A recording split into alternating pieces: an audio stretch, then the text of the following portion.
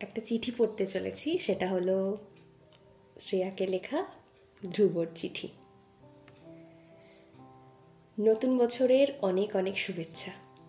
ধন্যবাদ বলছি না, তুই আমার বেস্ট ফ্রেন্ডও।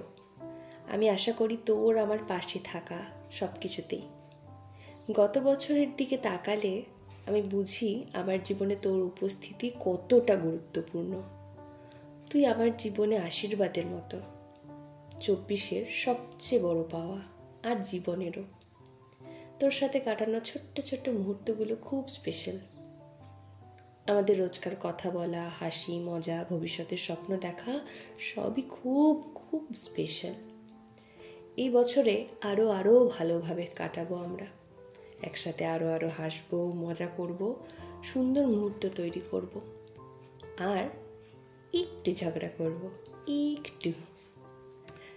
তোর সাথে থাকতে চাই, তোর পাশে সারা জীবন। আমি তোকে ভালোবাসি, সত্যি খুব খুব ভালোবাসি।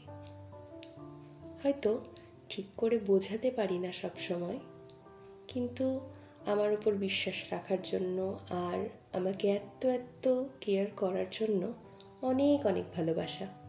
দেখিস সব ভালো হবে, আমরা একসাথে সব কাটিয়ে উঠব। এই নতুন বছরে আরও সুন্দর দিন অপেক্ষা করছে আমাদের জন্য।